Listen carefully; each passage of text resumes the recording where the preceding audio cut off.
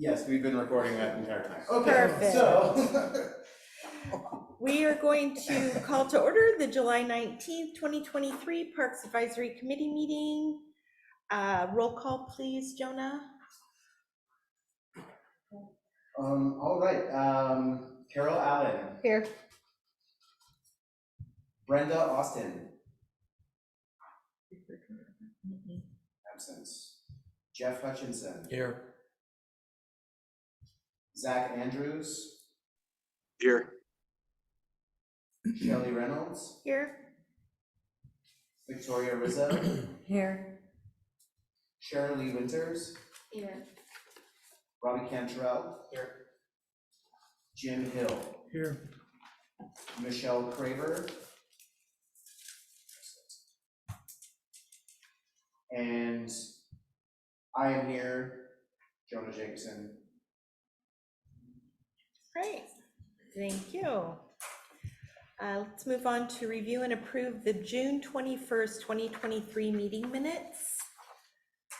Does anybody have any corrections to these minutes? Zach? I don't. I looked it over. I didn't see anything out of the ordinary. Perfect, thank you. I have one, page 6, Okay, right under number 6, update from TCAB. Jeff noted David, says David Parker, should be David Bernicker. David's last name? Bernicker. I believe it's just a K. Okay, no C. Okay, No you could C, be correct. yeah.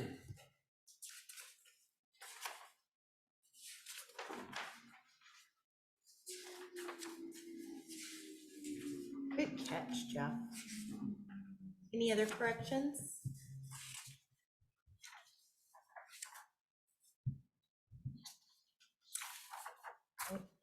Can I get a motion to accept minutes with the correction to David's last name? Thank you. A second? Thank you. All in favor? Aye. Aye. Opposed? All right. Meeting minutes accepted with the correction on page 6, Jonah. Communication from staff. Yes, well, a lot has happened in the last month. The parks staff is very busy maintaining the parks and the rapid vegetation growth that has come with the warm weather.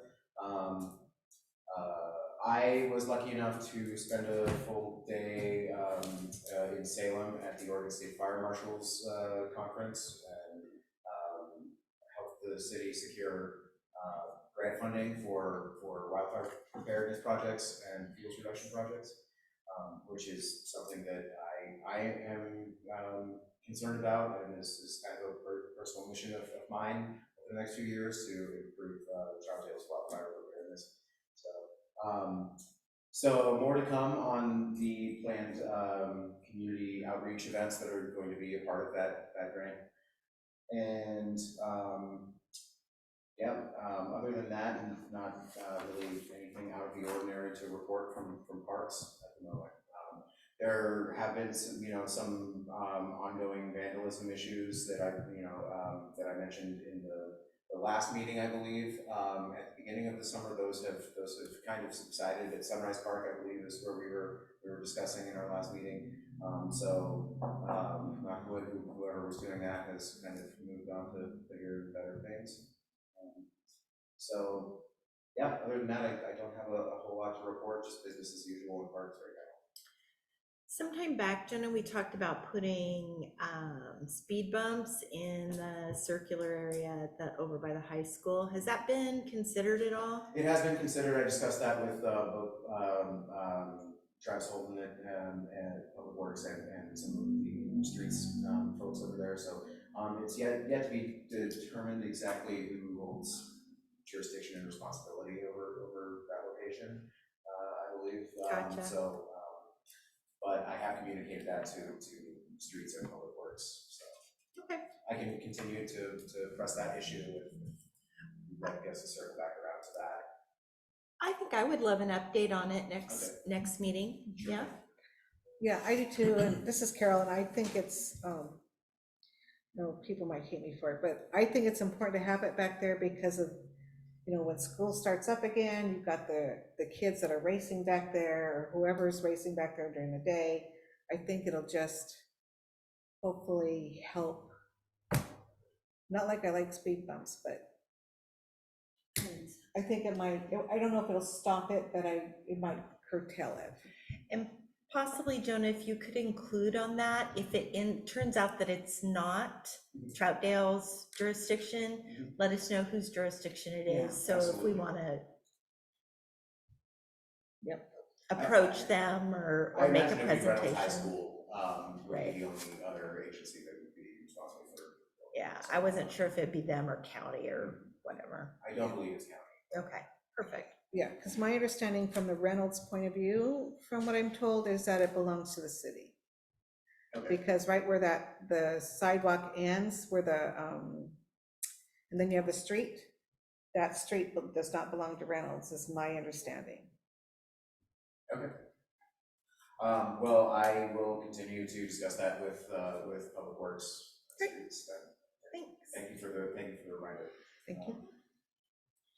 All right. I see we have members of the public. Does anybody have anything to talk about that is not on tonight's agenda? Diane?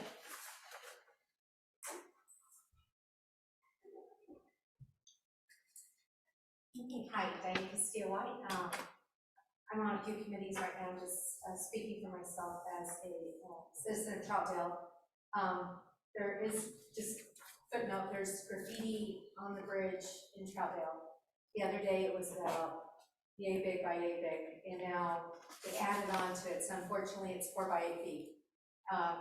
My husband had talked to Ray about it to let him know, not the add-on. He had offered him paint, and I'm here to say I will accept the paint because they said ODOT, they're very busy right now. So just to let you know, if that's what needs to be done, so they could get around to it, I'd be happy to do so. Because sure enough, it was there a few days ago, and Glenn called, and then they added. So since it didn't get dealt with, then it's just it may keep going, as it's a hot spot for art that they feel can be seen in Troutdale. So that's all I have on that. Now, and point of discussion, on each issue that you discuss, is that when you ask public to then? Okay, Yep. thank you very much. Uh-huh. Hello, Hi. my name is Sue Monroe, and I'm aware that the dog park is going in at Columbia Park, and they're right there. And I'm wondering what the procedure is for notifying people, letting the public know what is going on. Not saying I have an objection, but I have questions. And I looked online and I couldn't find any source of updates, things that are happening in our parks. And I knew that someday a dog park could come to our park, but all of a sudden it seemed to show up. And although I haven't attended meetings for a couple of years, I know as of probably 3 years ago, 2-3 years ago, it was always sidelined. It was someday we'll get to this, someday. So I know that perhaps in the last couple of years it has been addressed, but other than seeing the notice in the Champion a month or two ago, myself and neighbors were flabbergasted that this was happening, and in the fence of which I've had the pleasure of meeting Jonah now, and he explained a lot to me.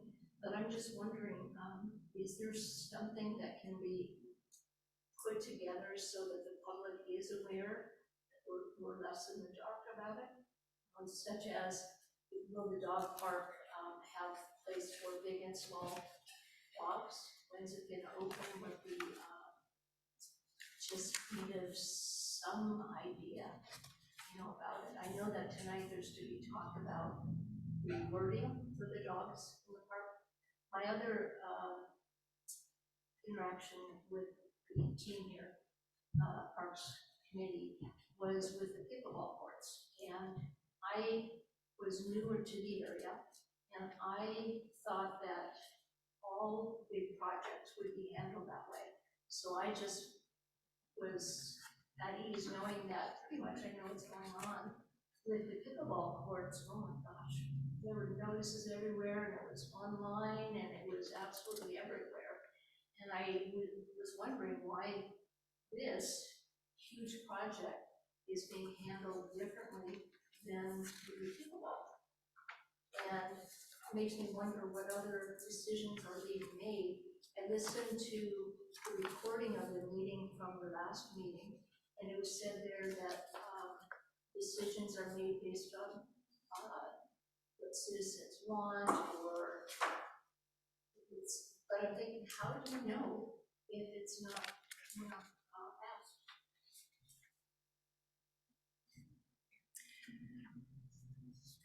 Thank you. I would just add that the dog park is probably the #1 project that citizens want for the city of Troutdale for the last 20 years. I'm not saying it isn't a good Right. idea. It happens to be, right there where I live. The noise could impact me. I have no idea. Other than that, it's probably a great idea. But my problem with this is, how is the public notified about what's going on in the parks? And why is it different for that pickleball situation versus something this is equally as large and affects as many people? Someone walked in today and said, "Oh, exactly where is this?" I talked to some parks worker who said, "I'm surprised as you are that all of a sudden the fences went up." What was the name of the parks worker? I will tell you privately. Okay. I'm gonna say it out loud. I know I had mentioned that when I talked to you before. I don't think I said his name at that time. Okay. But I had mentioned that. And then it was also thrown out by somebody that talked about a skate park there at Reynolds and where it was gonna be. It's like, really? This is happening? So if one neighborhood is notified so extensively, why are the other parks not handled in the same way? I think I can answer that. Good. The neighbors were notified because I made sure they were notified.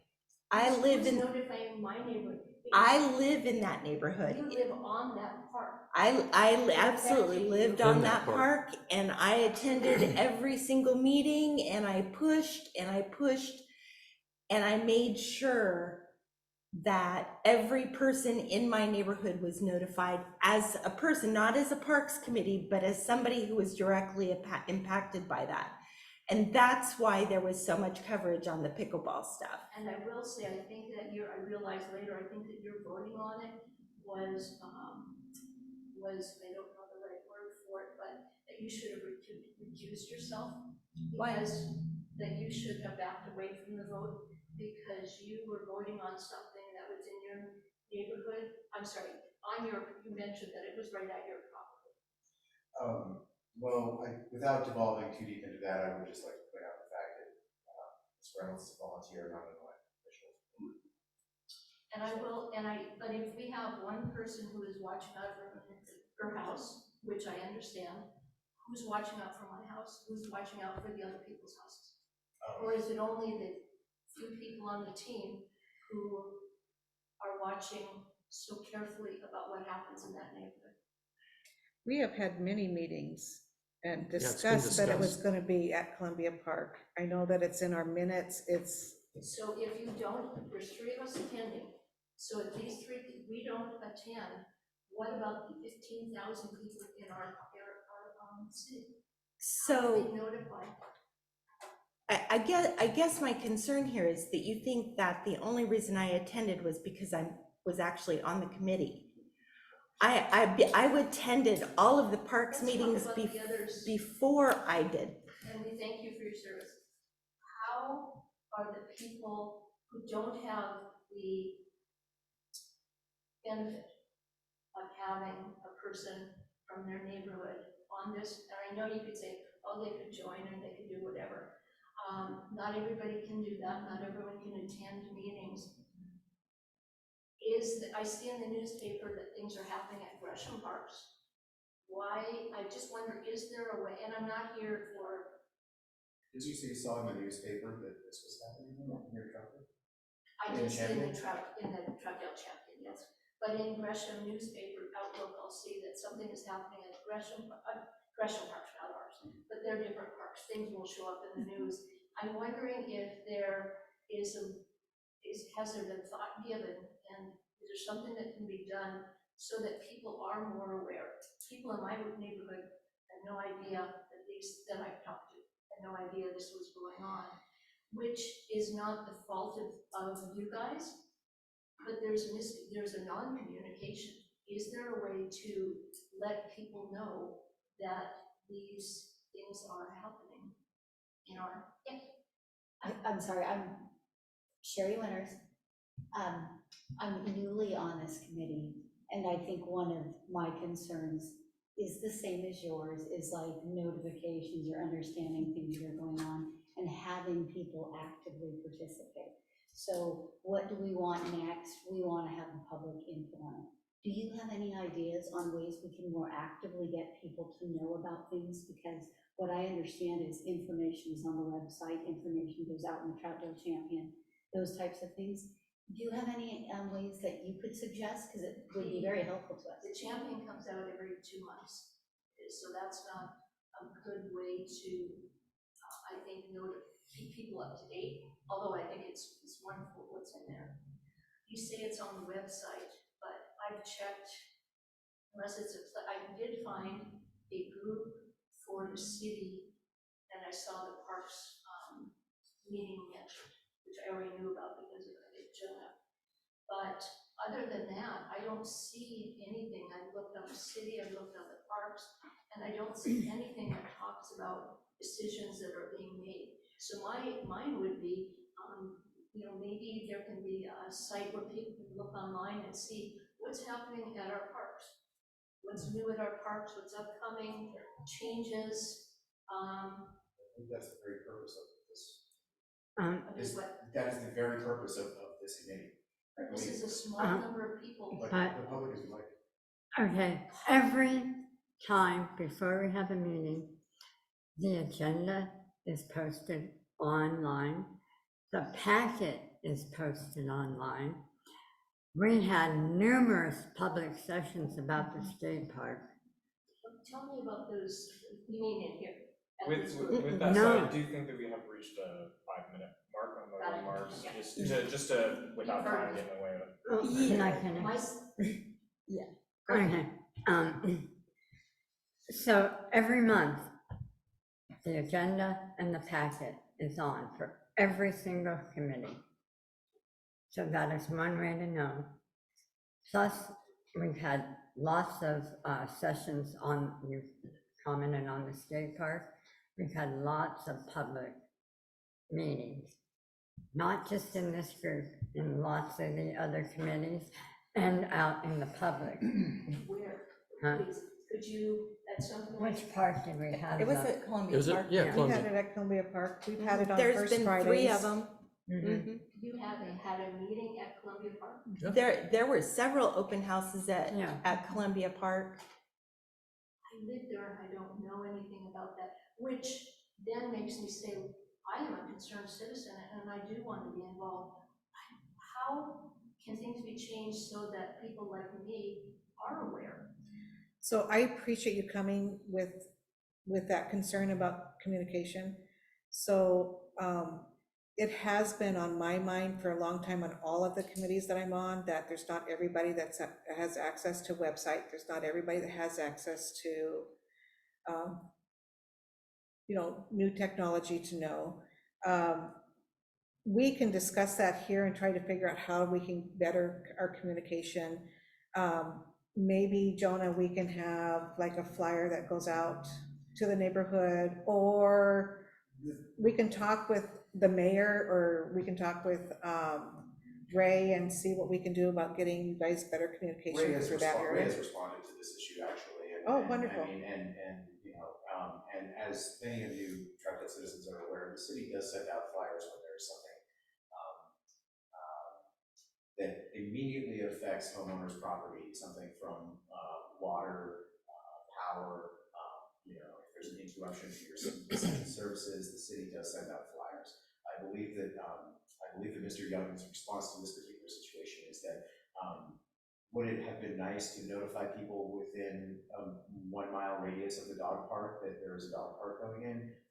Sure, but it was not required because we're not building anything on the property. And essentially, it's actually more than 200 feet away from the property. So I believe that I'm paraphrasing Mr. Ray Young's response, but I believe that was his response to that activity. And while it's not required, and that explains it to me, but as a citizen, one of 15,000 people, we want to know. And how do you get people to meeting? I don't know.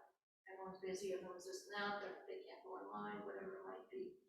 But it doesn't mean that people don't care, and that we could maybe rely on some of the old school ways of communicating. Put up some flyers, have some place where it can be, if there was, you know, there's signs at the park, put up a sign that says, hey, this is coming into our park. You know, I know I've taken a lot of time. Thank all you, right, Sue. thank I you. appreciate you coming. Thank you. Also, just be aware, communication is a topic that's discussed all the time here, and we're always looking for new ways. So we're certainly open to hearing any suggestions for methods of communication. And then what happens after the suggestion? I mean, the same things were said, so, and I'm not, you know. Yeah. I heard the same thing several years ago, and I don't see that it's changed, and I'm not notified. So my suggestion to you would be to go to city council And say what? and talk about your concern of the lack of communication you feel that's happening in the city. That's where you would take your big concern to. In particular, it has to do with the parks. I would take that to the cities. And- You and brought these it to doors are open us. to you every month. Yeah. And they are, but it's not just me that I'm speaking for. Right. Right. So I Please invite your would friends. definitely encourage you to, because I tell everybody, go to the city council, because we're a committee and we do our best, but main decisions are made through the city council. And so it's really great, and they love to hear public, and there's not enough public that really get involved in our city that want to make a difference. And so I would encourage you to do that. Okay. Thank you for listening. You're welcome. Thank you, Sue. All right. Anything else? Do we have any other Non-agenda public comment? items?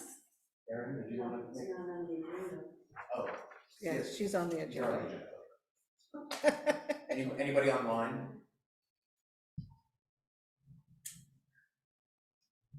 All right. All right, so now we're going to move to the elections.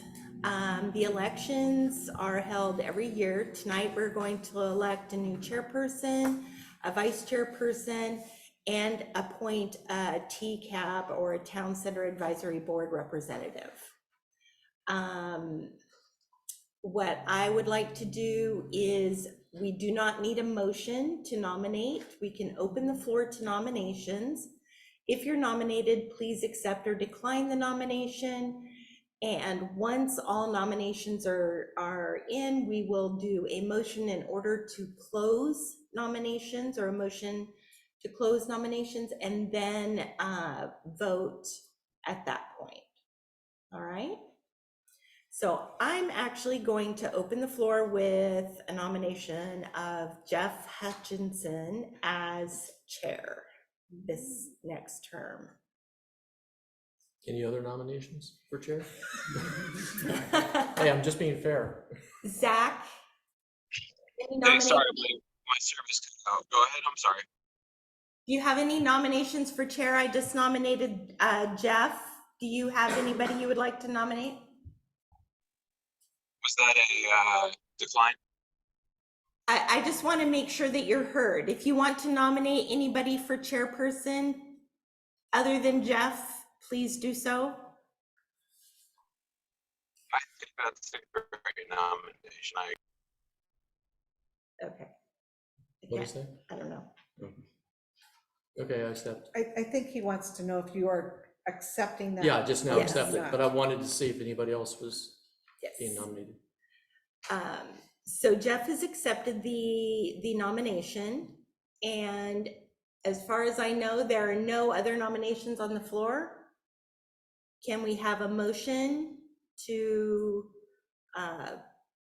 vote in Jeff, So, please? this is Carol. I will make a motion that we accept, or we vote for the new chairperson as Jeff Hutchinson.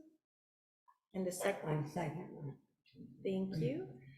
I think because we only have one person being nominated, we can do a voice nomination. All in favor? Aye. Any opposed? Wonderful. Jeff, the meeting is now yours. Okay.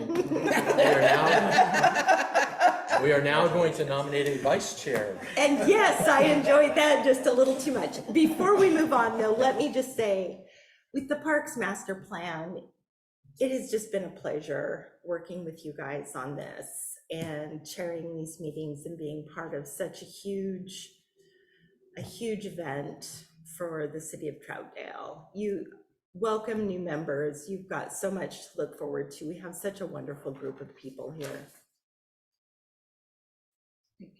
All right, now it's all yours, Jeff. Okay. So we have to nominate a vice chair. Any nominations? I would like to nominate Carol Allen for vice chair. I accept that nomination. Okay. Any other nominations?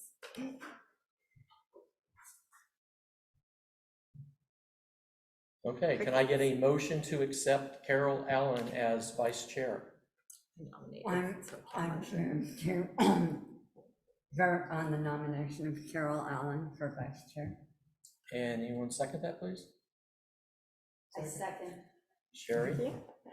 And because there's only one nomination? Okay, so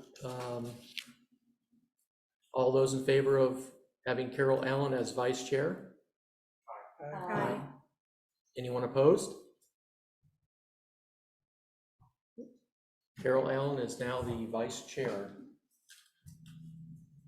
Was there another position that we were looking at? We need to appoint the TCAB, the Oh, okay, Town that's Center right. Advisory Board. Okay, so I am currently the TCAB member. Can I nominate myself?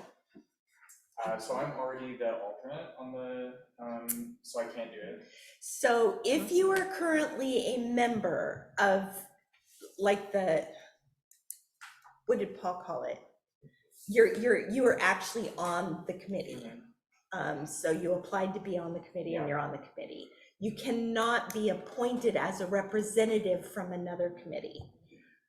But he's an alternate. It doesn't matter. He's still gonna have to fill in for a member if somebody resigns. Okay, is that? So we need a new, hi. So we need a new member, and I think I'm on it. you're on it. I was nominated at my last meeting. Yes. Jeff, you're still So I on. will- I'm still on it and I'd be willing to stay on it. I Somebody describe nominate what Jeff. that role is. That role is that you'll come representing Parks Committee. The Town Center And- Advisory Board has a member from every committee. Yeah, and then you bring information back to the committee. And it's a one-year term. So you would rotate through, it's different than like your committee terms. And you're currently, Well, I'm gonna expire. yes, you're expired. You were, Hopefully not. Yeah. So I just nominated Jeff. Jeff, Carol, I was nominated from another committee. were ya? Yeah. Historic, No. No. Safety. Oh, Safety Committee. okay, Did we do that? all right, so, I'd be more than happy to represent the Parks Advisory Committee in the TCAB. Sounds good. Vote. Everyone in favor of having Jeff Hutchinson as the TCAB representative for the Parks Advisory Committee, say aye. Aye. Anyone opposed? All right. Now we just need to have a meeting. I Okay. think it's gonna be a long time. Next on the agenda is the dogs draft ordinance. Did everyone has the attachment A to look at? I'm gonna have Jonah kind of explain kind of what that's all about. Sure, so, as you all know, from your work on the Park Master Plan, one of the things that is very important to many residents in Troutdale, on both sides of the issue, is dogs being permitted in city parks. In the wake of the pandemic, it seems that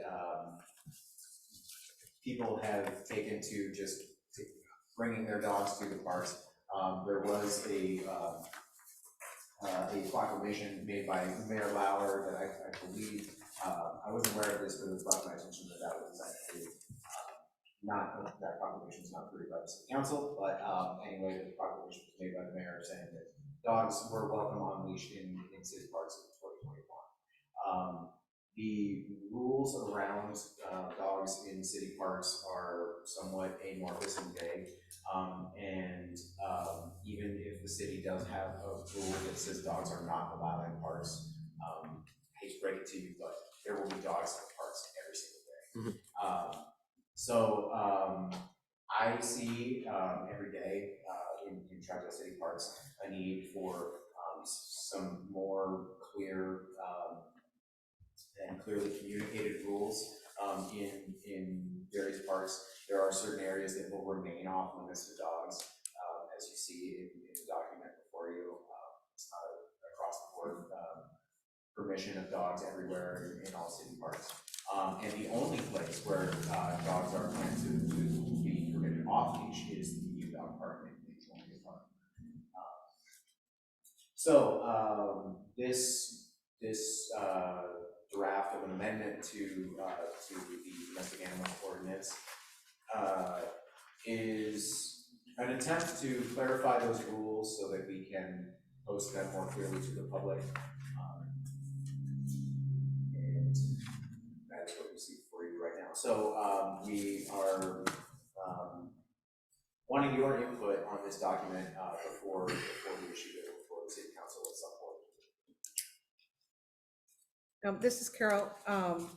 I had a concern. We had family pictures taken at Glen Otto, and I struggled with having my grandchildren crawl and play because there is dog poop. I mean, people aren't picking them up, and I know that there are some that are really responsible and do that, but there are a lot of dog owners that do not. And I don't know if we have the manpower to go and clean all the time. And, Glen Auto Park is used so much for so many different activities that I'm wondering if it deters people because they get tired of, stepping in it and, trying to walk around it, especially little kids.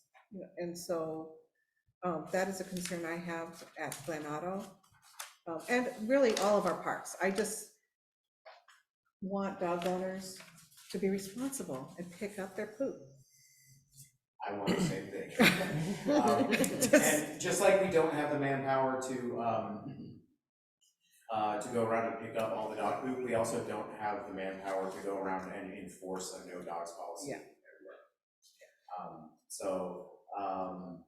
I am hoping that we can find a balance, and it would be great if at some point an amendment to the draft ordinance does include language around monetary fine for either not leashing your dog or for not picking up after your dog. This is Sherry Winters. I know this might seem pie in the sky dreams, but if there's a way that we could also focus on, like, the positive side. I think back to me growing up and Woodsy Owl that is give a hoot, don't pollute. And there was sort of this buy-in that way. I don't know if there's something we can come up with that means we're more prideful in our area when we pick up after ourselves and that kind of stuff. Trash everything and kind of see if we can get a whole city buy-in for that kind of thing. I like that idea a lot, and I'd like to include that kind of messaging in the signage, definitely. I feel like, that's a good point. This is Jeff, underneath the domestic animals category where there's a list of all there's the letters A through P, or actually O. I have kind of a concern with off-leash parks. I have a lot of experience with off-leash dog parks over the years. I noticed there was no mention of dogs required to have a rabies vaccination.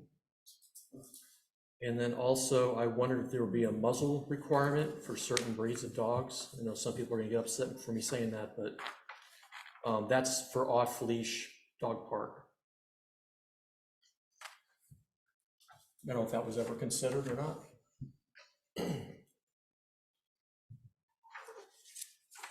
Not to my knowledge, but thank you for pointing both of those out. Certainly the mention of the rabies vaccination is a good one. I'm not exactly sure how we would go about requiring a muzzle of certain breeds of dogs,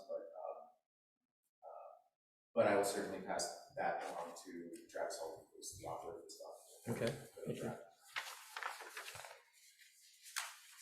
I did not have issues in general with the language. I would just say that I think it's commendable that we're moving to having an off-leash area in Columbia Park, but I think it's inadequate for our city. We need more off-leash areas. That means more, maybe 10-year discussions perhaps, but I'd like to see us move to have more off-leash areas that are safe, but I agree with having on-leash in general. I think this is Shelley, I think especially for the neighborhood parks, that allowing dogs on leash is probably fairly important. I mean, I agree with that, but I think there's ways of providing some fenced off-leash areas that can be done in a safe way. right, And I also recognize that many of our parks are simply too small to do that. I wouldn't say Yeah. everywhere, but more than one would be in the future nice. yeah. You know, Whedon Park also, I mean, it's big, you know, it's long. So we used to take our dog down there, but we always kept her on a leash, so. I think parking was the problem there, which Parking is is- why it wasn't considered for the off-leash area, right? It's parking, I think I so. think so. Is the area around, kind of behind, is it FedEx out there, that pathway? Are you talking about the URA property that's down where the disc golf course is? Down behind the outlet mall?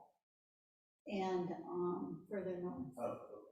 So the trail, the paved path that actually wraps around north of the airport and Amazon and FedEx. I it believe runs what you're referring to is the Levy Trail or the 40-mile trail, and that's actually something we'll be discussing later in one of the agenda items about the naming of that pathway. I think that's what you're talking about. Forgive me.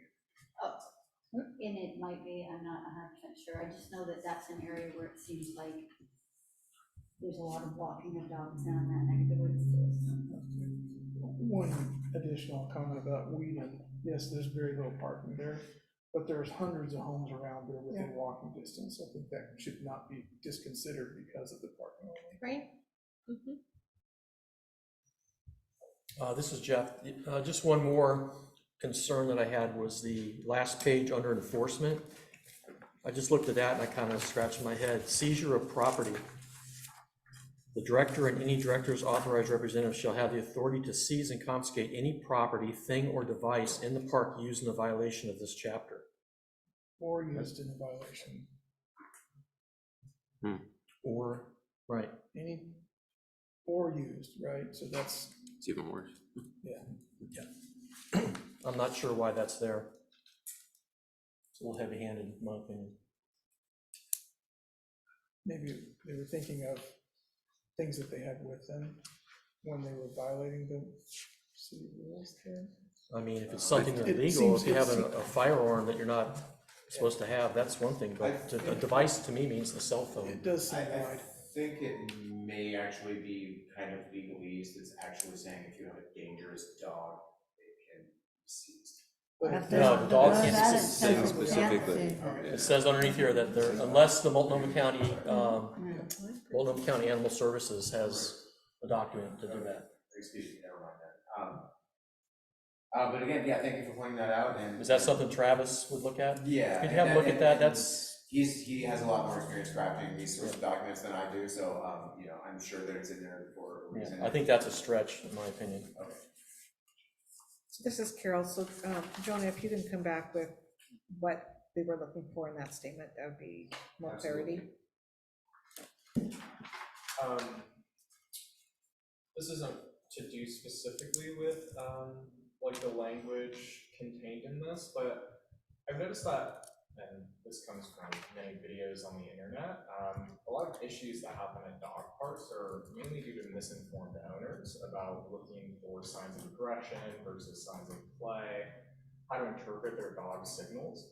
Would it be within our realm of capability to have some sort of like info board up with information on signs to recognize from your dog that he's about to attack, or you know, recognize these traits? I'm thinking like some sort of cartoonish graphic that could at least inform, so that citizens going in there know what to look for and at least have some sort of signage, because that's what I've seen oftentimes, is that, you know, you can see these attacks coming from minutes away. It's just the owners themselves, they don't even know how to recognize that because they've never been taught. So is that something that we might be able to do? Certainly, we can put anything on a sign. Yeah. And it doesn't have to be big, it just near the entrance gate, just, you know, look for these signs or traits. Yes. And I mean, that is something we could do, certainly. I don't, I mean, we, you know, so when, you know, once, you know, an ordinance is crafted, and we have a ordinance to reference on a sign, then we can get down to the finer details of what exactly those signs are going to look like. This is Jeff. I think nobody knows their dog better than the owner. And I think there should be a sign, friendly dogs only. Otherwise, keep your dog on a leash. That's about as simple as you can make it. I think according to the ordinance, at least, except for the off-leash area, all dogs are supposed to be on a leash. I agree, off-leash is nice if you know your dog really well. I have neighbors who walk their dogs and take them over to the park and let them off and play with it all the time. And I've actually, these owners know their dogs, right? So some personal context, this is where I begin, some personal context. My mother is in a lawsuit, right now is in the midst of a lawsuit from having a massive dog bite on her leg that happened in a park in Gresham. So I have the utmost faith in all my neighbors that, you know, we know our dogs, but dogs, like all animals, are unpredictable. They can be, yeah, and they can sure. be triggered. You know, my mom was walking with her dog, who is the nicest dog in the whole world, and that dog still chose to attack. So I'm sitting here thinking of, you know, worst case scenario, how do we prevent that in just some real practical, easy ways? Because when we're talking about definitions of angry animals being seized by the authorities, you know, how can we prevent that from ever happening in the first place?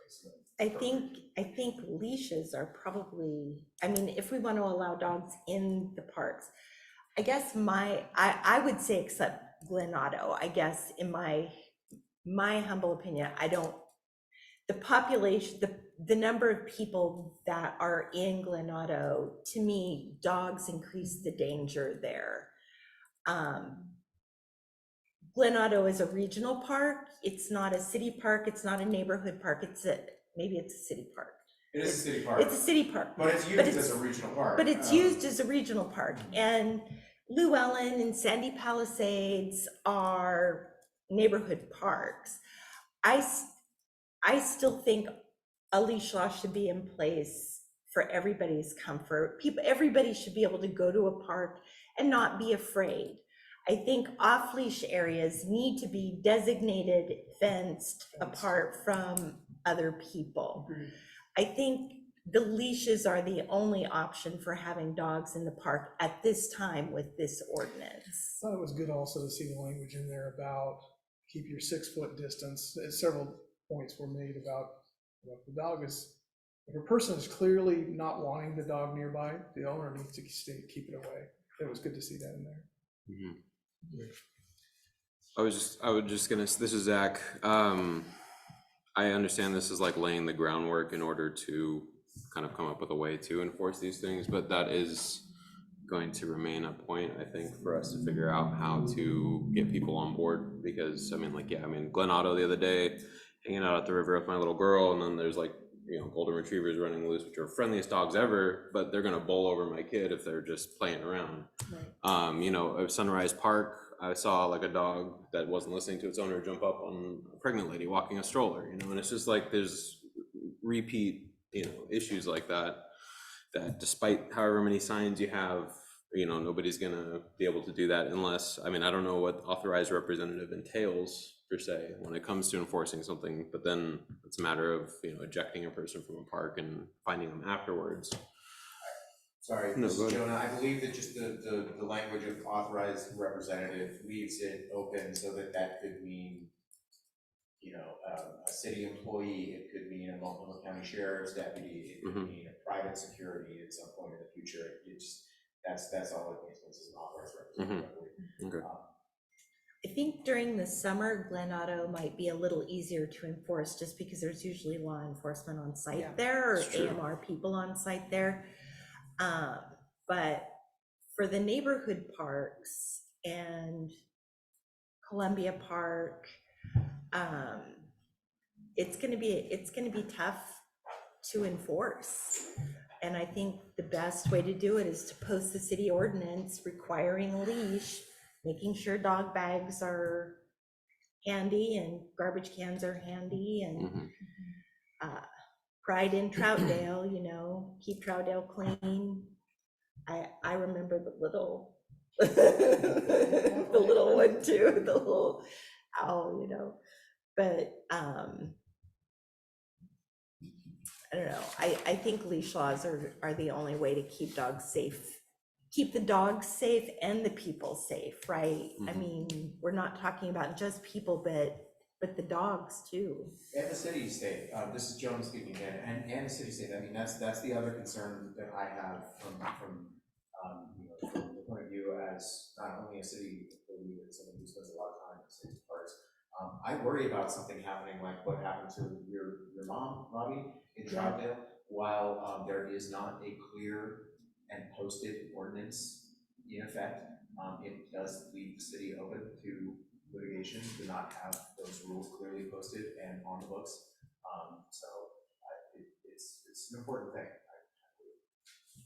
This is Carol, and I agree, and I really love the 6, within the 6 foot, because I go to like Saturday Market in Gresham, and every week there is 2 dogs that get into it, and it's always different dogs, and I'm getting anxiety just not wanting to go there because I'm afraid I'm gonna be, it's always in front of me, and you know, I worry about me, I worry about people around me, I worry about the dogs that are attacking each other.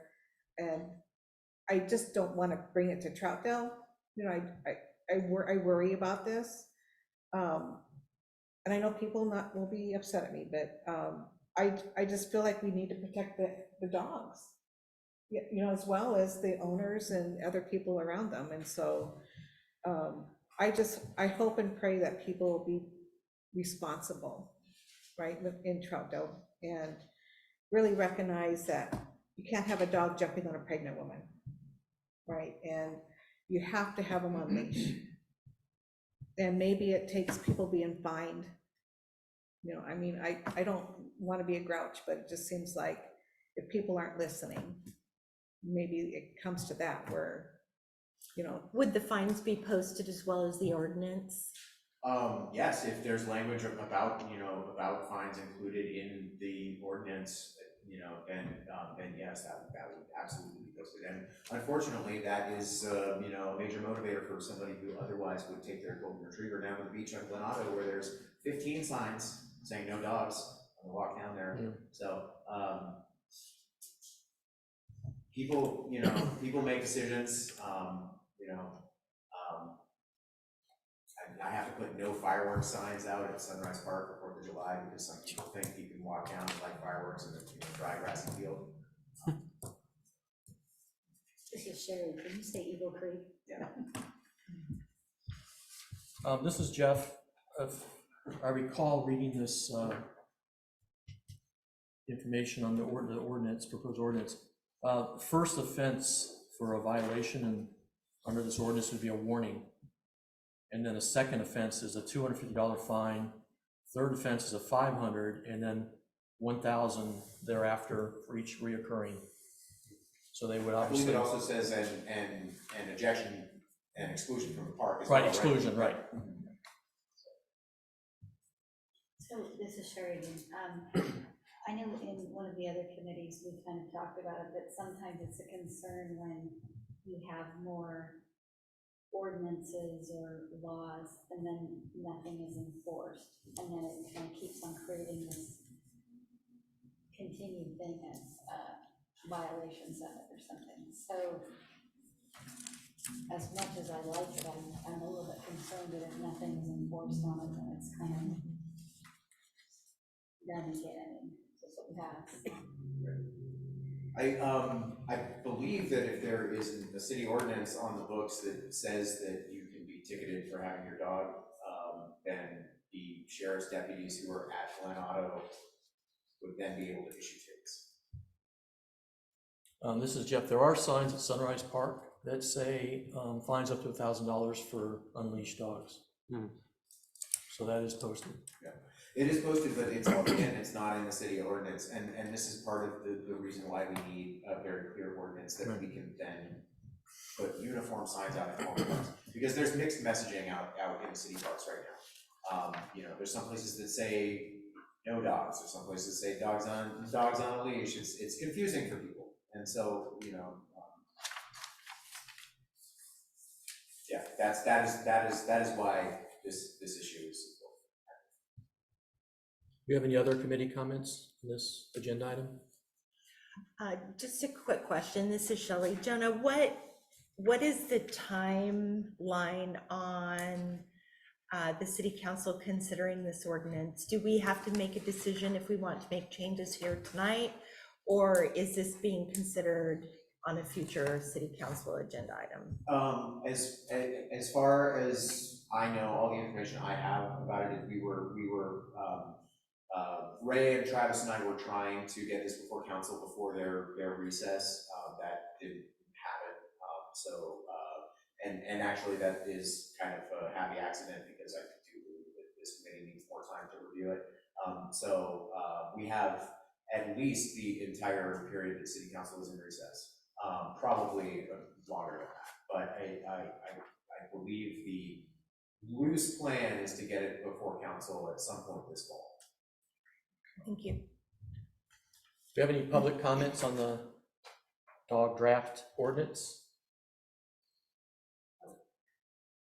No comments? Here is some of the audience. No. I was a caretaker at the Glen Auto Park. Oh, yeah, would you like to see them here?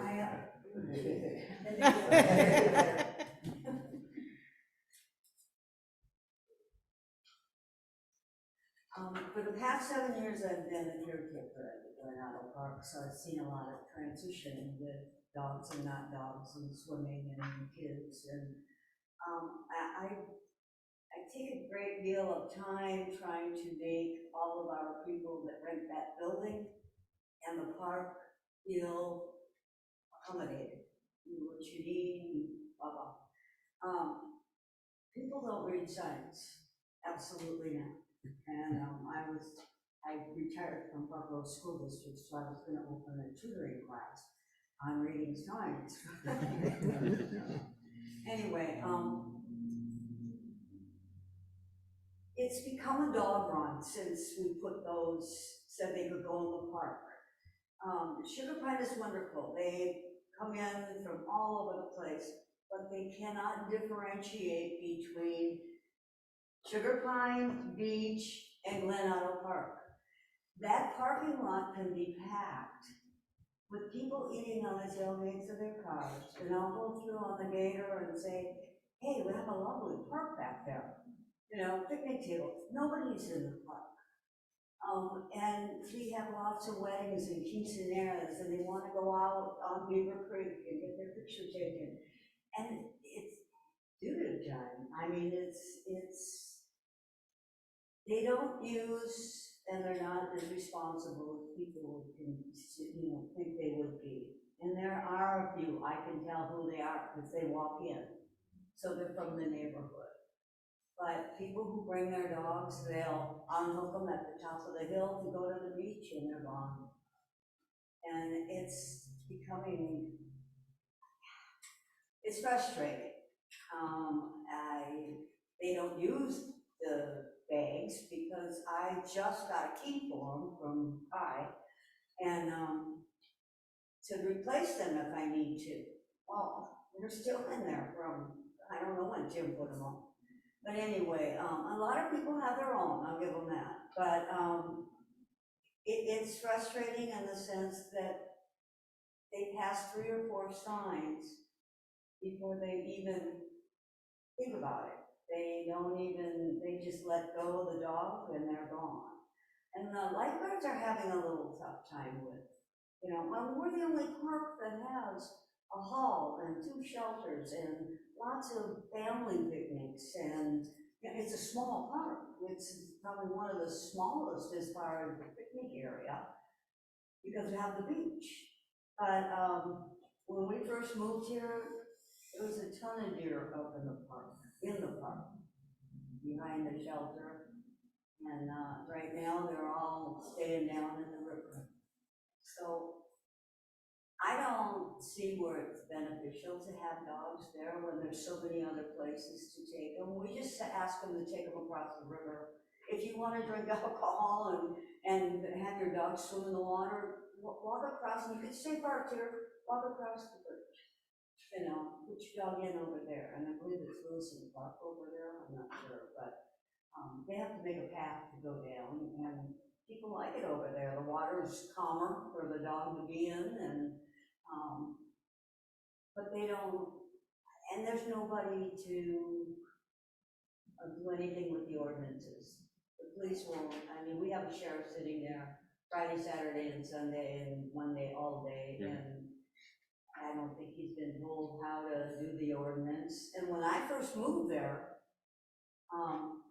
2016, it was like $1,000 fine for alcohol and $1,000 fine for dogs and $1,000 fine for glass.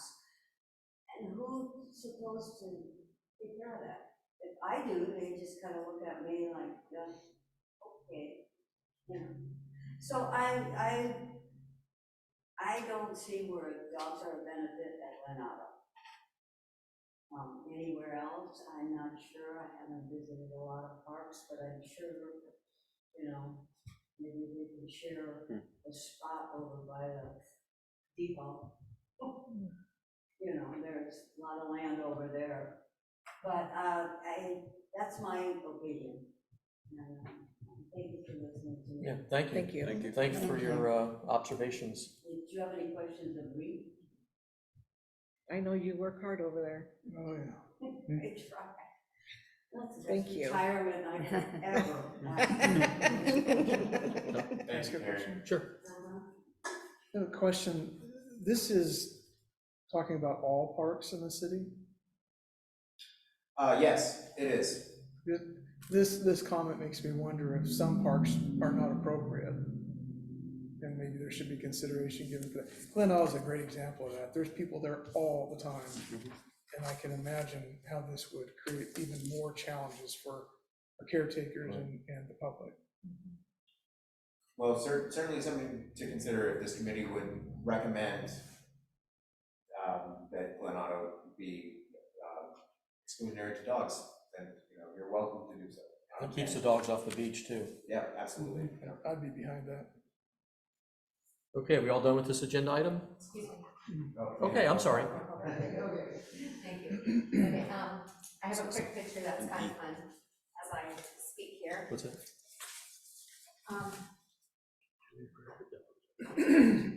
Diane Castillo-White. Okay, so It's included. And I'm on a couple of committees, again, speaking for myself. I've lived here for 31 years. And I want to go back to a little bit of history because I found out a little bit more. So on 1/12/21 was the council meeting where they did the proclamation about dogs. There was actually two proclamations. The first one, the council said, no, we can't do that this night. And then they watered it down to basically represent, upon discussion with the attorney and all the councilors there present, that the proclamation read was only a political statement by the mayor and assured that no action was to take place. The audio can be heard if you want to listen to it. It's 1/12/21 council meeting. And also the Troutdale champion also got it incorrect. So I think there was a thought that and it only basically said that Troutdale's friendly to dogs. It didn't, that's all it said. And that was by the mayor. All the councilors talked to each other, made sure that there was no ordinance, no action, that there was nothing more than that, than the mayor just saying, hey, Troutdale's friendly to dogs, the end. That was that on that. Nature in our park, so the picture going around, I took that from the bridge, so that was a guy walking and he had no clue there was 8 deer behind him. So my point is that there used to be a lot of deer, coyote, deer would make it to my house to eat out of the garden. Mergazzer ducks, sometimes the mamas would have like little babies behind them. The wildlife, blue heron, they keep getting pushed and pushed and pushed, the river otter or whatever. The Glen Park, no. If there's dogs, there's no nature. So even the smell of poop gets rid of a lot of the wildlife.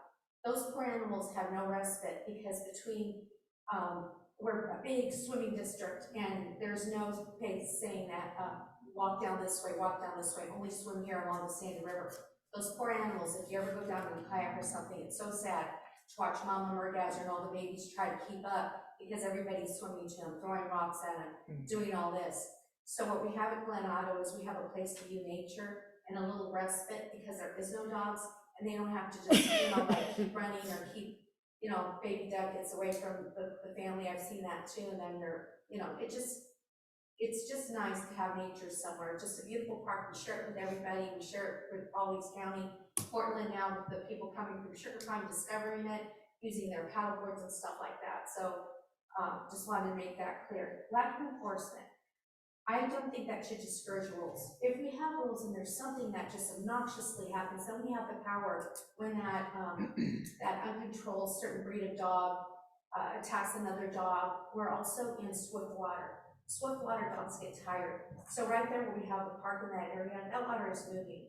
I live nearby, and when my dog got tired, he would swim on me and then push me down. So it's an extra caution to the lifeguards. It's like dog, children, it doesn't mix. So then they have to be in the water as well. So I'm sure they don't care for that. And then, let's see what else. Glen Otto Park is unique. That upper area, which Karen mentioned, poop everywhere. And that's what the sign's already saying. On leash only, and seen a couple of poop bags that I said, how did that get there? When did we allow this? When did this occur? I had no clue that we started allowing that. But the signs are there.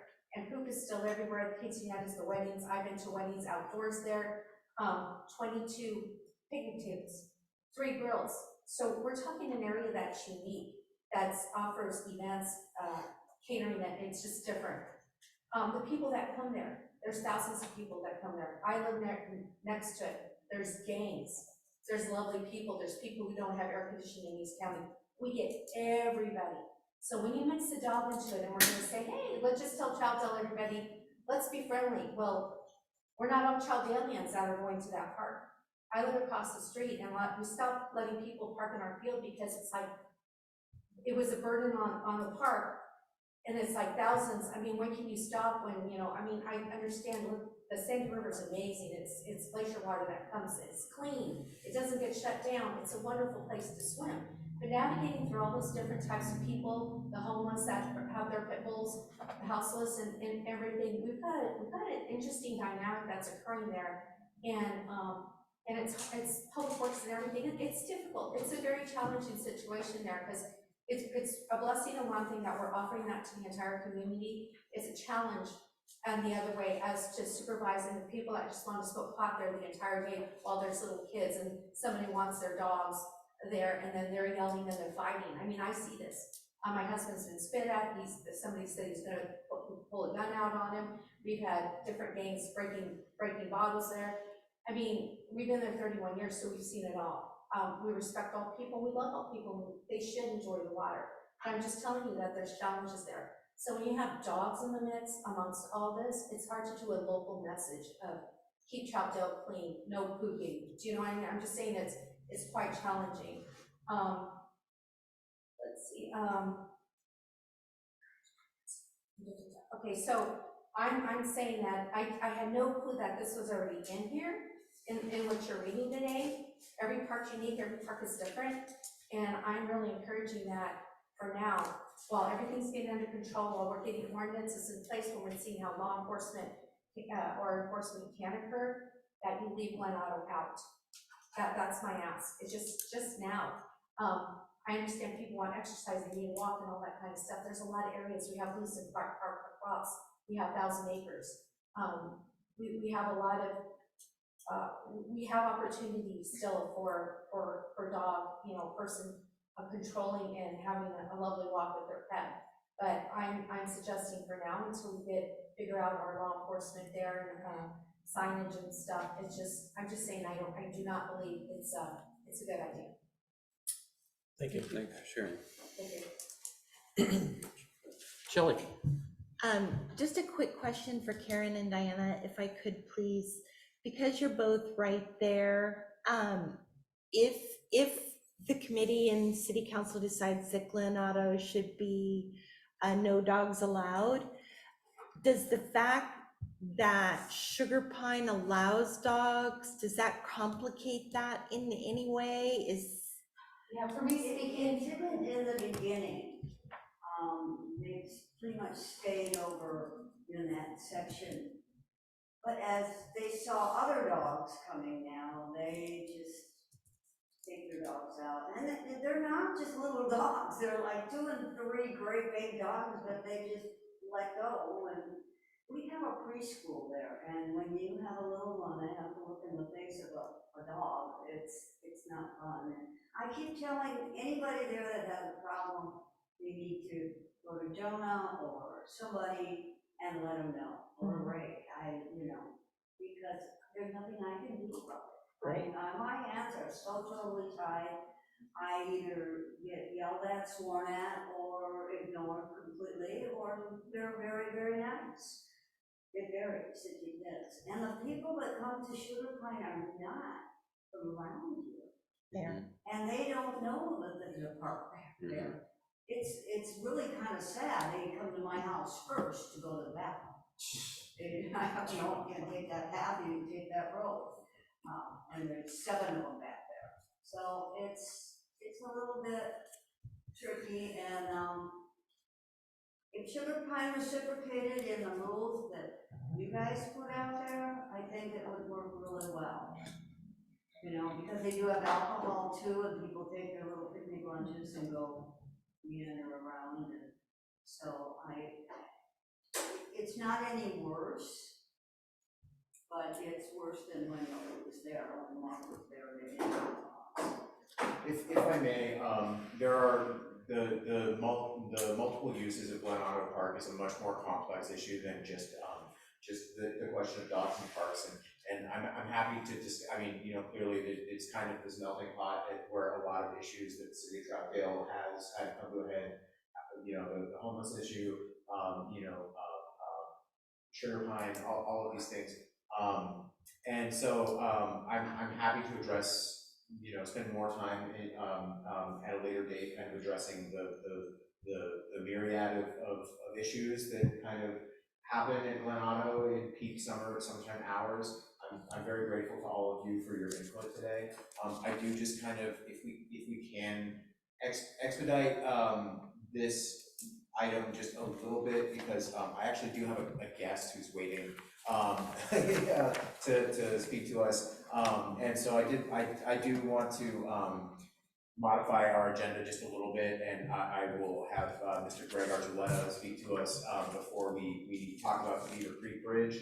But anyway, I don't want to interrupt any of you, but if we could just move Sure. forward. Hey, Jonah, real quick, Zach had a comment, real quick. Yeah, no, I just basically, before we got into that, I just wanted to say I appreciate that. I definitely don't think we need to be like strong-armed into allowing dogs into every single park by default. You know, Dabney Park down the way, State Park, is great for that reason. It's actually seems to be somewhat enforced when you're coming in, and nature like thrives out there. You see osprey fishing all the time. Blue heron and all that kind of stuff is out that way, so I think that's something to keep in mind. I pointed out to the chair too, line item E does dictate that the director may prohibit dogs or other domestic animals in certain parks or designated areas, so that is technically covered under this provision as well. And I did have questions as to like where this is going afterwards, but we can talk about that later. Okay, yeah, and we can come back to it. I didn't want to Right, make okay. Mr. Archuleta wait all night. Let's do it. Because he's been kind enough to join us tonight, so. But anyway, with that, I'll hand it back to Jeff. If you want to, if there's anything else you want to Are we say. on a different agenda item now? No, that's up to you. Oh, okay. I just wanted to say if we could head in that direction. But you had someone that wanted to speak on this agenda item? No, he's actually going to be discussing the native names. Okay, potential I got native you. names for the 40-mile loop trail. Do you want to, we could switch that to this next item, and we'll go to the Beaver Creek Bridge after that. Would that be all right? Yeah, that works. Okay, so we're gonna, discussion of possible Chinook language names for the 40-mile loop trail and levee trail. Yes. Are we gonna come back to this topic, or is this topic closed? Oh, yeah, do you have anything additional? We want to kind of, I know we wanna move, but it Right. seemed like maybe we were talking about, maybe recommended that one park be omitted. right, he said, just give it, maybe next month, we'll bring this up again. So we have time certainly next have month? Yeah, we certainly have time. Yeah, Thank no, you. I'm sorry. no decisions Okay, have sorry. to be made right now. We can talk about it again in August. Thank you. So then, do we need to, I guess maybe we don't need to vote on it, we just, No, if he you could kinda- please put it Table on it. again next Yeah. month. So we can maybe, instead of having such a busy schedule, really dedicating some good time to more discussion on like Glenado and get more details before we present it to city council. Absolutely, yeah, let's revisit it in August in greater detail. And everybody can read the document and, you know, any proposed edits or anything you want to strike. If I could also ask you to add a note as to whether or not a recommendation is going to be requested to be made, or if it's going to be discussion only, Okay. so we know. Does everybody have their list of Chinook names?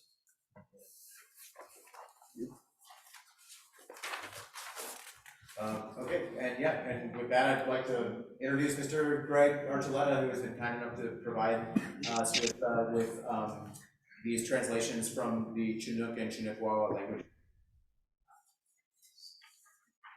So hi, everybody. Hello. Glad to be here and hopefully be able to be helpful for the work that you're doing there on the trail, Mimi. So, Greg, there are some new committee members here tonight, and I myself am relatively new. But just a little background on the trail. The trail that we're discussing runs along both the Sandy and Columbia River, and I believe ties into ultimately to the Marine Drive Columbia bike path. So yeah, and the city is interested in you know, paying homage to the indigenous people who occupied this area before all of us. Yeah, with that is I guess could you help us with just pronunciation of some of these terms? Yeah, and I'll just give a little quick background too on the language that we're using. The tribes that lived along the Columbia River in that area were the Chinookan people. You had the Hotlala that had villages at Cascade Rapids upriver where Bonneville Dam is now. They're underwater today due to the dam. but they had their villages and fishing sites there. And then they would come down the Columbia River to that area during the winter time and stay there. They're on the South Shore, the Columbia River region there.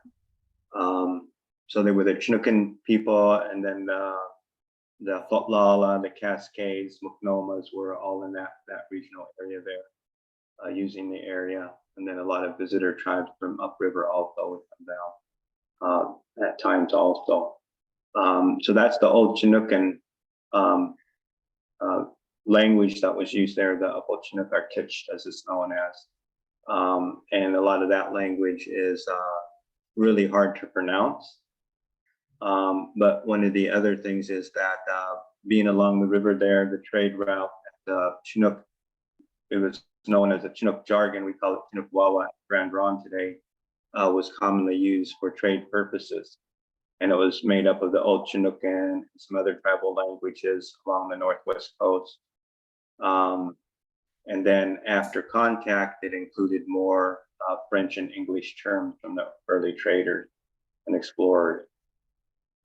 So actually at Grand Ronde today, that's the language that we actually teach due to the fact that there was over 26 tribes and bands that came to the reservation. They're relocated all throughout Western Oregon, and they all spoke very different languages.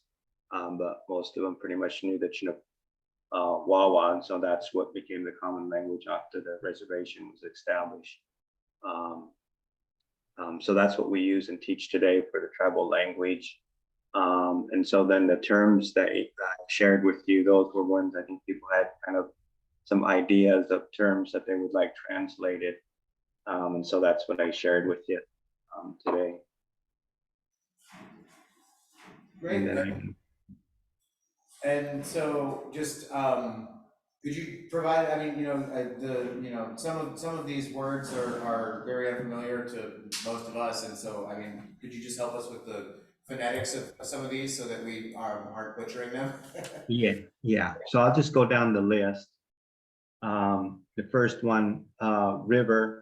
Wemoth is actually the old Chinookan term for the big river. And that's what Chinookan tribes called the river. Both the bigger rivers would be generally referred to as Wemoth, which is both the Columbia and the Willamette rivers, generally the larger rivers. And this pretty much means big river. Two rivers, somebody asked for that, the joining of the Sandy and the Columbia. Moxt, Wemoth, two rivers for the join. There's different variations you could do. Moxt, Wemoth, perhaps Moxt, Wemoth, Conmox, where the two rivers join, come together, is another option. I didn't add on there, but that's another one. Water, salt, and that's in Chinook Wawa and also the Old Chinookan, actually. So, water trail, salt Ui Hut, and that's a Chinookan. And then river confluence, kind of a variation of what I mentioned for the two rivers where they come together. Wemoth, Conmox. Trout, Danoose, salmon. It's kind of where English was incorporated for fish and salmon. So that's translated today. We say Danoose salmon. Or the old Chinookan is Guanet for salmon. Walla Walla wind for the east wind. The winds are coming down the Columbia Gorge. They referred to it coming from the direction of the Walla Mountains. So we refer to it as the Walla Walla wind for the east wind. Sunrise, get up song. So getting up for the day. Elup sun, it's the first sun of the day, Elup song. Then loft song is another option for that loft song. Sunrise also is the same loft song. And then trail is Ui Hut. River trail, Wemoth, Ui Hut. The east, get up song Ilihi, which is just the land of where the sun rises. Ulchin for the smelt, come up the Sandy River. and Ooklan Uihik Smelt Trail. So those were the ones that they gave me to translate. And then if you have any others too, just let me know too, other options, if you'd like some other translations also. But if you have any questions or anything. Great, well, yeah, thank you for that, Greg, and it's really, it's pretty cool to just see, you know, thank you for the history primer first, and then it's pretty cool to, or not see, but to hear just, you know, where, like, the origin of some of those terms, in the jargon, you know, in English, or, you know, I mean, it's just so, you know, we can pick out some of it as we hear these words, so that's cool for us, I guess, but yeah, thank you, and certainly, is it okay if, you know, if we can reach out to you if we have other ideas for other names that we'd like translated, we can reach out to you after this for more? Yeah, definitely, yes. Yeah. Okay. Great. I'll go ahead and start. I'm Sure. a massive fan of the Walla Walla Wind, the East Winds. Me too. I have always found it so, like, Troutdale has its own, like, unique weather system, I feel like. Yeah. Like, I text my friends, and I go, can you believe this weather? And they go, what, it's sunny. And I go, no, we're in the middle of a hurricane windstorm right now, so house gets hit with it a ton. I think that would just be a really interesting name, especially given that I can, like, kind of see the trail on that map there. You can get hit with the east wind when you're on that trail, so. This is Jeff. I also like the fact that, I like that one too, East Wind, is that people can look at that and pronounce it. And I think if you use some of these others, you're gonna have to have in parentheses the phonetics to say it. I like Two Rivers too. Max Weemoth. Moxed. Moxed, right, so the W is kind of silence. Yeah. Okay. And then there was Moxed, Weemoth, kind of Moxed. I also like the ellipson, the Yeah. talking about, I mean, thinking about Sunrise Park too, looking over, like you see the sun rising from Troutdale over Mount Hood, like just that kind of east part of the local civilization here. Any other comments, Shelley? This is Shelley. I actually kind of like the idea of having the phonetics under it. I think it's a wonderful teaching moment. I also think it'd be kind of interesting, this is not necessarily, but you know that these names of the trails are going to appear on public documents and things like that. But personally, I was really interested with just how these letters look, you know, and how the words look, and I think that could just be an immediate attention grabber to say, wait, what language is that?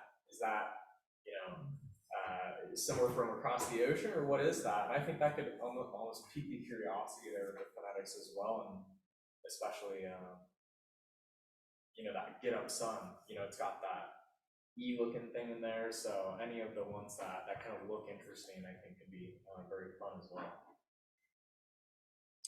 Yeah, the word for trail is great. I wish it wasn't gonna be called like trail if it's like Boycott Trail or something, you know.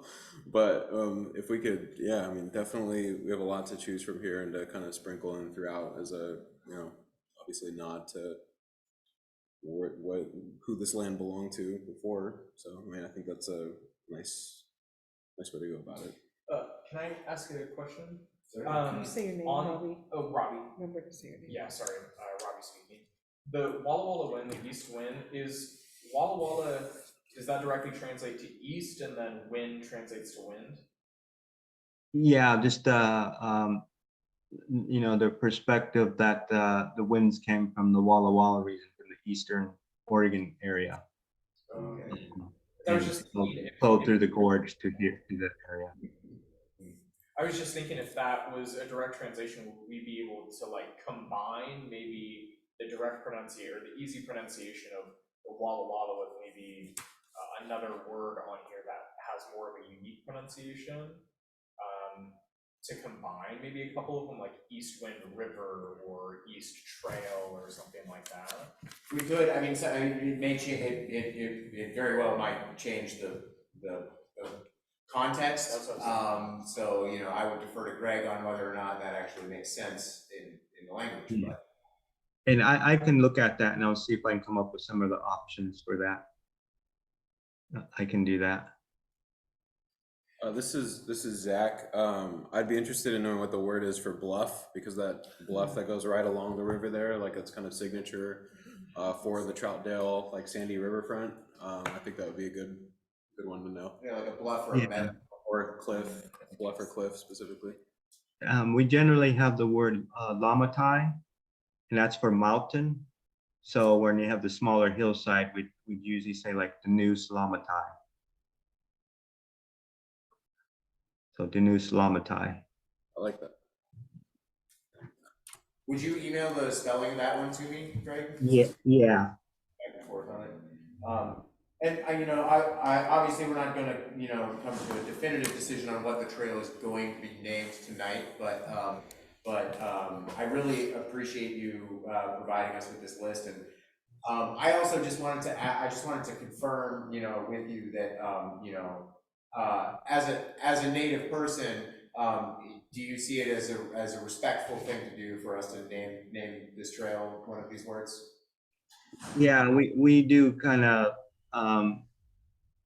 like, yeah, really kind of do like that, working with the communities to come up with a term that they like. And of course, for us, it's, you know, a recognition of our ancestral areas, as well as the connection our tribes still have to place, and then being able to share that with the community for a little bit of sharing of knowledge. Great, thank you. Any committee comments? Yeah, this is Zach again. I was wondering if we partnered with the or be open to partnering with like the historical community or the committee, historical community committee, well, on just local references to that. I think Diane's on that as well. So I would recommend bringing that up to, like, sending somebody from our, well, I'm on the HCL, so it's maybe something you could. I could bring it up. I could bring this list up when Yeah. we meet next and talk with them about that we're trying to figure out a name. Yeah, I think the more Yeah. heads that have skin in the game when it comes to it are gonna help. Anybody else? Any comments? Any public comments?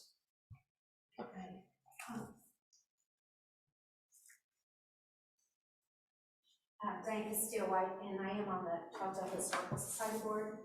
Sharon and the women there are archives. We have a wealth of history, but then it would also go with the tribe, because the tribe, I want to know if they have any thoughts too, because it's just throwing it out there because of the tribes that used to live across, or lived at Rotten Bluff.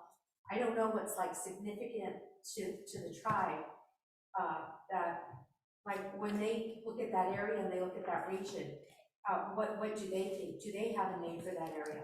So that's all I have. That's an excellent point. Thank you, Ben. Sure.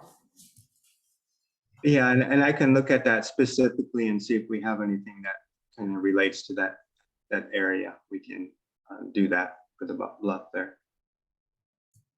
This is Carol. I would appreciate that. Oh, okay. We're Sure. definitely more history in that area, so we can come up with the name. Something meaningful. Something meaningful in that area would be great. Okay. Thank you so much for your time. Appreciate it. Yeah, thank you for joining us, Greg. Yeah, you're welcome to stay and listen to the rest of our business if you want, but we won't keep you if you want to go. All righty. Well, thank you then. Thank you. Okay, thanks. Thanks a lot. Okay, we're getting to the next item, update of the Beaver Creek Bridge, current status of project and public works engineering. And I'll hand that over to Jonah. All right, this is Jonah. On the 6th of July, I met with Mr. Scott Waddell, who is the engineer in Public Works, who is handling the Beaver Creek Bridge project. And so I brought a lot of what we discussed in our June meeting to Scott's desk. And just kind of, wanted to get, sort of, his point of view from the engineering side of it, on the history of, or the recent history of the bridge. First and foremost, I just want to preface this by saying that Scott is happy to attend a PAC meeting in the near future. And so what Scott wanted me to pass along was sort of maybe in kind of a similar situation to what Diane was mentioning with Mayor Lauer's proclamation. There may have been a little bit of cart before the horse that happened with the Beaver Creek Bridge announcement. That maybe from Scott's perspective, if we jumped the gun a little bit or maybe Tim jumped the gun a little bit in making it sound like the bridge was about to happen. It got a design, it got an estimate, it got a permit. The design that it got was a preliminary design. It was not a final design that went through the full review process. In talking about the material to make the bridge out of, making it out of wood versus steel, he mentioned to me that there were concerns about vandalism because the staircase leading down to the bridge had at one point been vandalized. A lot of the materials were stolen. In their design process, they were looking at steel prefabricated designs. The major issue with the bridge is its location. We mentioned in the June meeting, and I'm sure it's been mentioned in many meetings in the past as well, the question of like, well, you go up the Clackamas River, you go up the Sandy River, you see tons of bridges, you go on a hike, around in many places around Mount Hood, and you see many footbridges in remote locations. Why can't we have one in Beaver Creek? That is essentially due to the difficulty of accessing the site for construction and materials, as well as legacy trees in the area that make it really expensive. So as you know, the cost analysis came back at 4 times the initial estimate. It was, in the range of, I don't know, Jeff, do you remember what we said? It was around 800,000. 6 figures, yeah, upper 6 figures, yeah. So it's 60 to 80% of that cost is logistics. It would require a helicopter lift to get materials to build the bridge. Jeff, you had mentioned, why not build big concrete footings or buttresses that we can then put a cheap bridge on top of.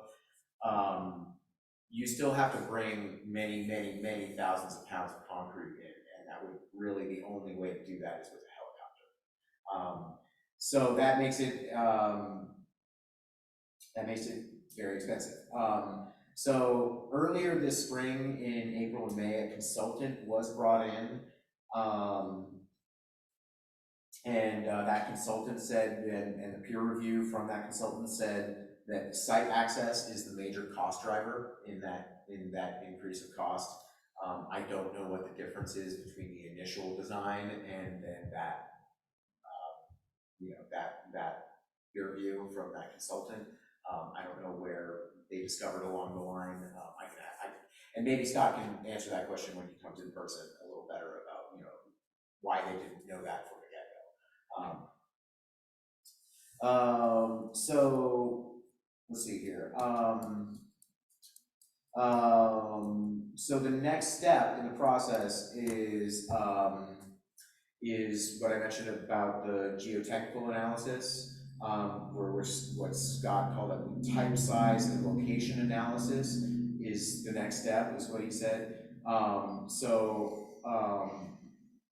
Cheaper alternatives could come from this.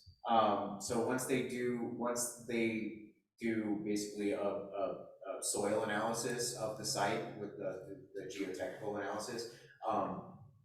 There may be cheaper alternatives that we discover are possible through that, depending on you know, what the soil is and what can be built there safely.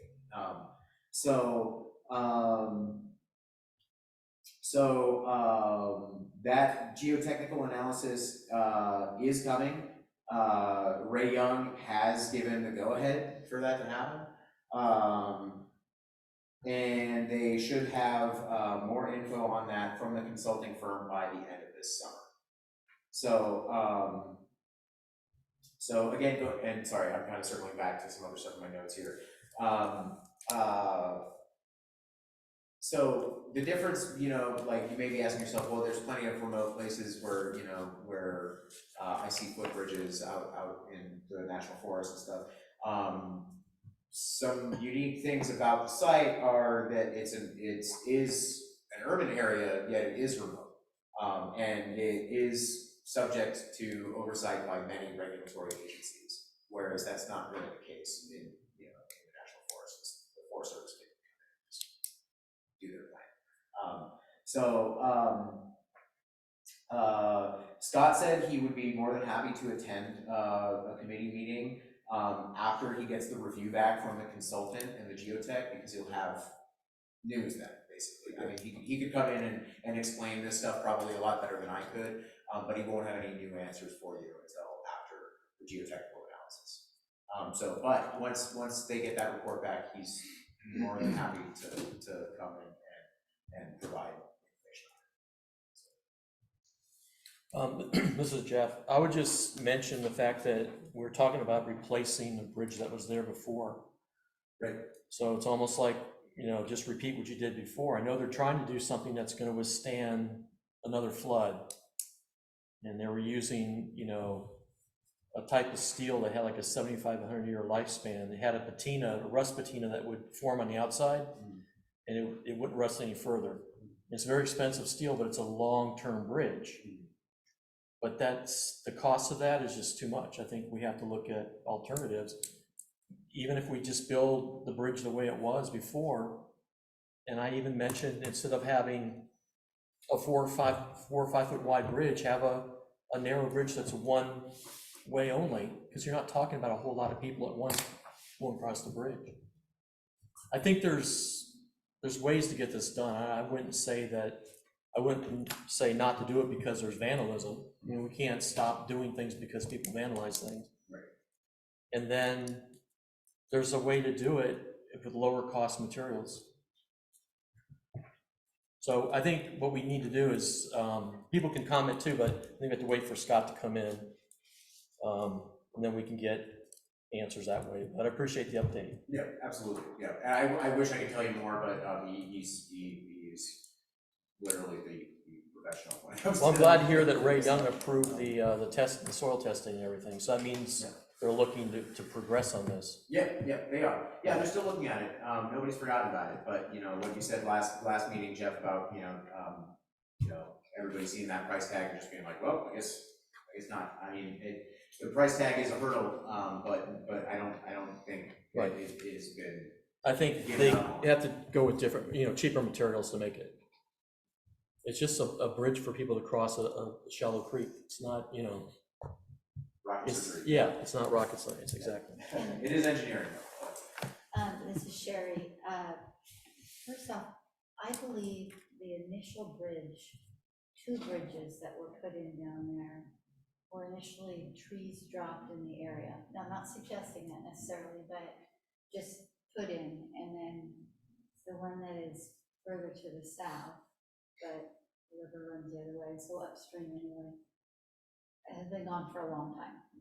And then the one down further now has been gone. So I wondered, has there been any checking into, I don't really know what the schematic looks like of coming through that neighbor's property that's down there, kind of on the flats on the east side. I mean, when I walk down there in some areas, there's definitely been asphalt or some type of blacktop put in before maybe that was ever given over, maybe there was something else there, I'm not 100% sure, but I was just thinking that if the bringing in the materials, just because we're talking about a helicopter, or, you know, the steepness or the cutbacks, or, you know, the way it's coming down, I just wondered if there's a chance on that property coming through it possibly or something, I don't know. And then I just want to say that I just think it's important to keep on pushing for it, because it really does connect to neighborhoods. Maybe oddly, but it does connect to things that are much further apart that could be so close together. Thank you. I agree, and I will keep pushing on it with all of you. I hear that this is something that's very important to all of you and to the community, and I will continue to advocate for that to happen. And like I said, it hasn't been forgotten about. There are line items in the new fiscal year budget for this bridge, so it's, On that note, this is Zach. I did ask about more in-depth questions about that last session, and you said you'd have a little bit more information on that. Oh, shoot. This one, if you don't have that with you, I would just ask if you could maybe just send us an email. I will, absolutely. That would be fantastic, just ahead of the next meeting. That'd be very much appreciated, as far as like what happened with the June 30th deadline on the budget and kind of where we stand as far as those. Just so that'd be very helpful to know kind of what we're working with as far as setting goals for the year as well, because if we're going to be focusing all of our time on ideas that are maybe out of the immediate reach, then the budget is online as well. Okay. Yeah, but I'd be happy to look it over. I'd be happy to email all of you and that. I apologize. yeah, all good. That's so fascinating. Do we have any public comment on the Beaver Creek Bridge update? I guess not. We're ready to move on to the next agenda item? Yes. We're gonna approach this when Scott Waddell can come and talk to us. Discussion of topics that the committee would like to present to Molly King of Troutdale Recreation, who will be attending the August meeting to respond to the list of inquiries. This is Zach. I just want to thank you first off for setting that up. I know we talked about that, so really appreciate looping her in. I think it's a good idea to have us kind of combine forces on stuff when we are able to. One of the first things I would want to mention or ask about would be, given all the recreation programs that are currently in place, which are great, they had, I think, like one meet of there was like a larger range of kids, including like babies, that was like kind of like a play day thing. And it was kind of overrun. Obviously they didn't have enough volunteers and that sort of thing, but like my wife and a couple other women did sign up to be volunteers and like never heard anything else, and nothing else ever happened. So just kind of want to know maybe what happened to that program, if they were planning on reinstating it, because it's good to obviously get kids socialized, especially after COVID. Seeing some of those kids is kind of sad, you know, but it's true. Like it's an important thing, and to have kids that maybe aren't quite two still able to get around, and you know, when you have volunteers that are willing to help and be present and stuff, just a matter of communicating that and seeing what we can do to get something like that going again.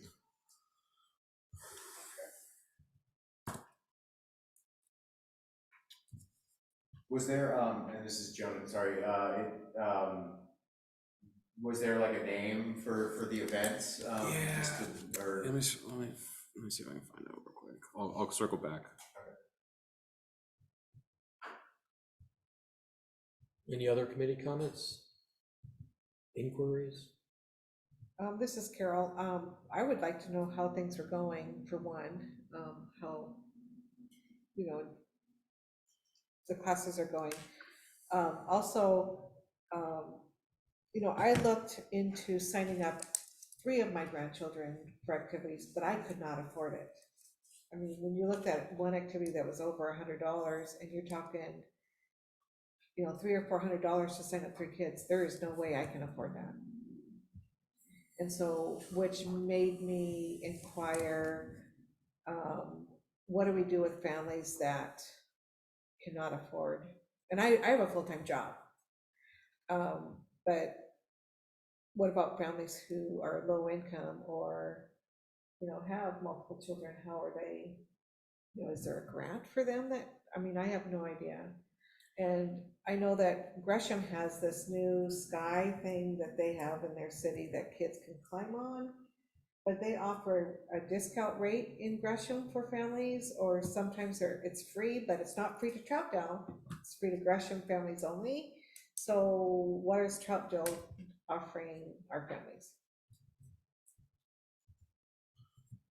This is Zach. I did, just when I was perusing the recreation side, I did see there was a line item to apply for financial aid. So they do have like an application form to fill out. I would never qualify for that. Sure, but you asked about like low income families and stuff. So there is some avenue, but right, again, it's hard when it's like the middle class, right? It's like you're kind of stuck in between. So that is a good question though. What other options are on the table?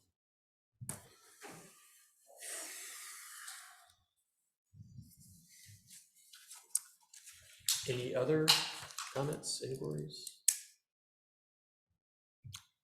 This is Zach again. I guess I would just kind of want to maybe just have set aside some time to have like a more open conversation with her on like how we might be able to better partner together. I know she doesn't usually attend meetings, and it makes me wonder like what would bring value to recreation and her, programming and everything for her to be present. And I don't feel like we should be as out of the loop as we are in recreation either. So like, what can we do to maybe bridge that gap on a more regular basis and kind of partner up?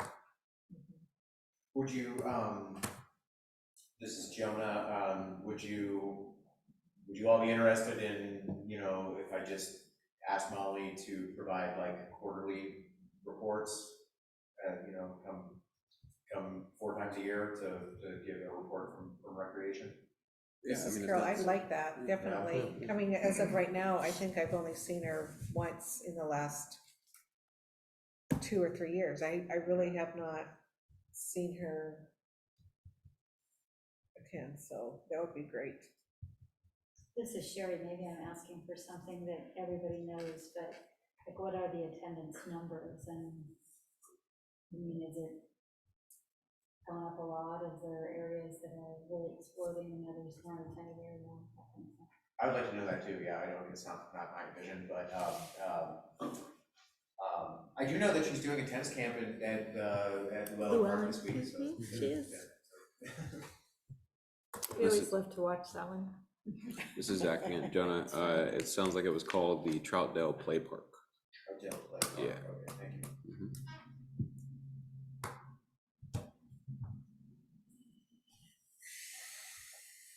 So I think between now and our next meeting, everybody kind of think about what other things I might want to ask Molly when she's here. I know I wasn't really prepared for that tonight myself. So. Just to help Molly prepare, this is Shelley. It might be a good idea maybe to email things to her in advance so that she can come and know what to expect. Good point. Yep. Right, and I will provide your list of inquiries to her as well. But of course, any of you who want to speak with her about anything, I'm sure she would like to hear that. Okay, next, committee concerns and initiatives, future agenda items, and closing comments. I will start with Zach. Sure. I guess just kind of circling back briefly to the dog thing that we kind of rushed away from. It sounds like this isn't like going anywhere until we're done looking at it. Is that correct? Yeah. Okay. Then I'm not worried about it because we're gonna talk about it next time around. That was my main question. Let's see. I had a couple of these written down. We already talked about that. Did we ever do a wellness check with James just to make sure everything's good? Yes. Okay. Actually. Still in my mind, so. We share a hairdresser. Okay, good. And James just had such a difficult time hearing. Okay. He Okay. just couldn't, Sure. he just couldn't participate anymore Okay. because he couldn't hear. Got it. Okay, no problem. I'm glad he's okay. That was the Yeah. main thing. Cool. And, oh, I just wrote down in passing another word for our friend there. If we want, and again, it sounds like fortunately we talking with the historical committee and stuff, but I do want to know what like the word for maybe like osprey or raptor, like bird of prey, the fisher of trout, is. That'd be kind of cool. That's it. All got. Okay, Jim? Nothing at this time. Okay, Robbie? I actually did want to, if you could specifically convey my thanks and appreciation to the 2 parks workers who are in Sunrise Park every morning. Go on a walk every morning, and I see them working their absolute heinies off. They're keeping the flowers beautiful. I was there one day when one of them was weed whacking some stuff and he got hit in the face, so I know they're taking some casualties, but I make sure to wave at him and thank him every time. But I mean, they're doing a killer job of keeping that park, even though all the grass is brown, which we can't do anything about. I see them in their water and the flowers, so please just deliver my thanks. I know that they're newer hires, relatively newer hires. Yeah, I'm not sure exactly who it was. I assume that, I mean, Jason is our full-time staff who's in charge of managing Sunrise Park, and I'm assuming that the other guy who was with him was Brandon. I don't know, but I will definitely, I will pass that along. Please do. And thank you for saying that, Rob. I Yes, appreciate please it. do, absolutely. That was all. Thank you. Sherry? I just had one question or one maybe for the future for the dog parks ordinance information. Do we have any comparisons from other cities possibly that we can look at to see how their verbiage is written too? And maybe that's what was done before, I don't know, I'm not sure, but that's all. Certainly, yeah, absolutely. I've been walking my dog in the Portland city parks that are close to my house and my girlfriend's house. I've been paying very close attention to the layout of their dog parks and also their signage. So yeah, we and when it comes time to make the signs, we will definitely all be talking about that as well. Carol? Mine is I would like to suggest that next meeting, that our agenda is not so full, that we really dive into like the dog draft and look at that and talk further into that. And then with Molly, that would be good. And then maybe looking at Scott coming, like maybe October, because that would be end of summer, maybe November-ish. We should probably have that information back by then, I think. I believe so, yeah. What you said was the end of the summer is when the consultants will be producing their report, and then, give them a little bit of time to look it over, but yeah, I would assume that October, November is probably tentatively. And I too want to say you have wonderful staff over there. I met Darren today. What an awesome guy, very professional, shook my hand, introduced himself. I couldn't find anybody else over there. And Darren, there he was. And so really nice guy. So I know I've met some of your other teams over there too. So they're really great. I also wanted to remind people on our committee to make sure that you speak loud and that your voice is heard. Sometimes, because she has a hard time sometimes hearing us on the speaker.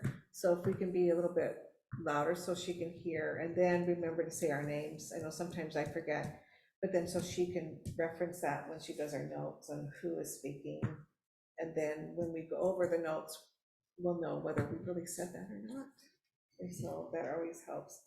But I'm glad that everybody's here, and I'm glad, Shelley, that you have been our chair for a year, and you've really done excellent at representing us. So thank you. Yeah. And I'm glad that Victoria is out of the hospital and here. So you look good. Shelley? All right, I'm gonna, I don't have much except to say thank you to Sherry and Robbie, your quick responses to Sandra, who's here?